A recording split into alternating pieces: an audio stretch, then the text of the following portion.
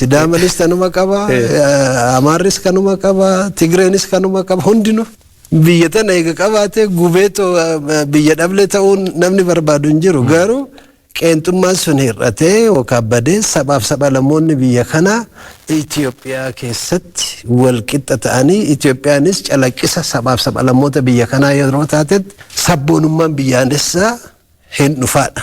Sanammoo akkatti nuu tolutti akka hundaa tolutti tolfachuu qabnaadha kan jedhu.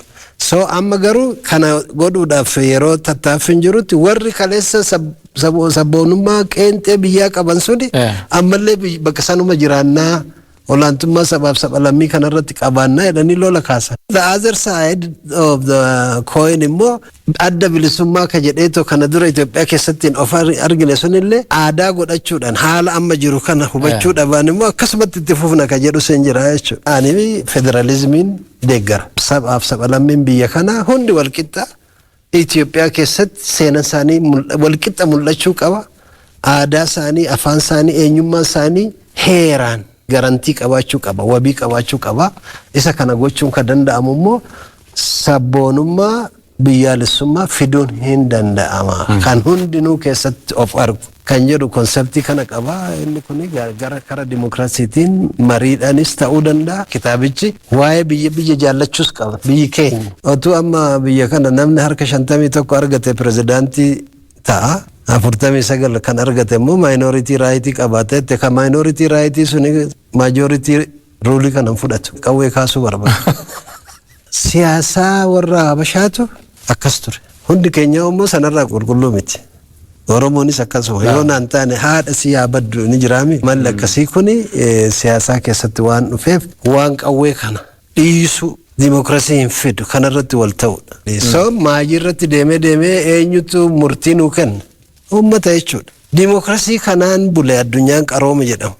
Itoophiyaa kan jedhamtu tunis mirga sana kabajuu qabdee jechuudha. Qaroomina ilma namaatiif namooma kabajuudhaan walqixxummaan jiraachuu malee anatu sirra biyya kana kiyyaa yookaan akaakilee kiyyaati yookaan akkas jedhaniitoo walqixxummaarra ol'aantummaadhaaf falmu addunyaa kana keessa hin jiru. Itoophiyaa kana keessa qofa jiru. Inni kun hin deemsisu biiti kun ka diigamtus yoo ta'e jara akkasiitiin diigamti. Garuu humna san hin qaban biitiin diigamtu.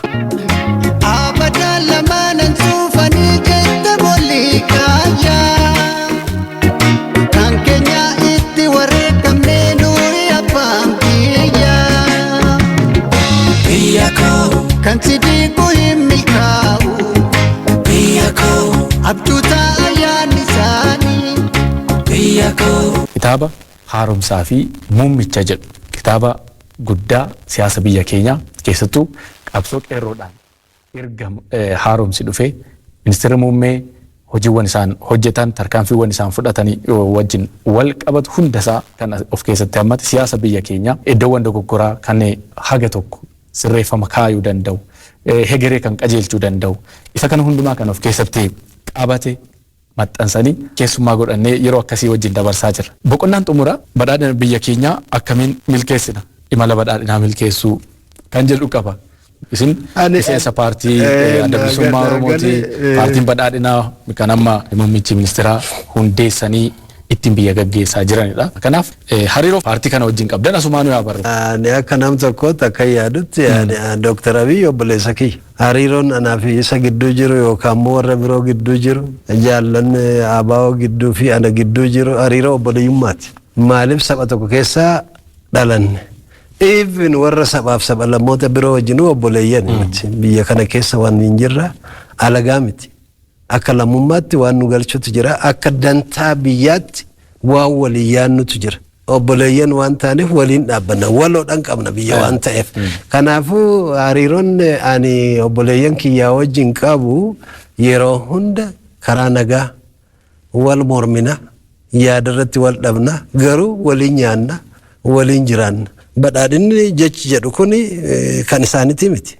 Afaan Oromooti. Badhaadhinni biyya keenyaa kan walooti. Yaada ummata Oromooti kitaabni kun. Yaadama bitaatis mirgaatis giddugalaas ni jiraame hunda of keessaa qaba. Tokko karaa sirrii ta'etti akka deebi'u badiileen goggodhaman kun didduu Oromoo miidhee jira saba biyya kanaa Itoophiyaas miidhee jira kan jedhu na poolitikaa qaroomatti akka dabalamudha. Lammaffaa nama hojii gaarii hojjeteef beekamtii kennu. Ani har'a badii balleessuun ni mala garuu kana dura hojiin hojjedhe saba kiyyaa fi uummata biyya kanaatiif gaarii taanaan gaarii hojjete garuu bakka kanatti immoo gaariin hojjete isa jimlaadhaan nama abaaran kana isa jimlaadhaan kategoraayiz godhan kan dhiisuu qabaa jedheetiin yaada. Dhimma dubartootaallee as keessatti kaastanii jiru. Of course dubartoonni biyya kana keessatti lakkoofsi dubartoota caala dhiira as qofaa miti addunyaatti caalan. Forsi dila kana beekamtii yoon kenne biyya akkamitti guddate. Kanaaf ani amma Dr. Abiy moor dubartoota fatu aangoo kenne saamtota dhiiraa kan wuskii dhuguu fi malaammaltummaa irratti bobba'e kana hin xiqqeessa ta'a. Tiraanispaarentiidhaaf dubartoonni waan dhiirarra caalaniif qofa otoo hin taane kootaan isaanii eegame at least harka 50 ol yoo ministeerota ta'an bulchitoota ta'an moor nagaanis hin bu'a. Maaliif nagaan hin bu'a siin jedha dubartiin nagaa jaallatti. Humna kanattis dhimma ba'uu waan hin barbaanneef malarratti fookas waan godhaniif kanaaf ani dubartoonni bakka guddaa qabaachaa dhufuu isaaniitiin arga fuuldura. Kanammoo jalqabamee jira jalqabbiin kun itti fufuu qaba kan jedhuun qaba. Dubartoonnis mirga isaaniitiif falmachuudha as keessatti waa'ee dubartii ka'ee jira qooda fudhatiinsa isaanii malee biyyi guddachuu akka hin dandeenye.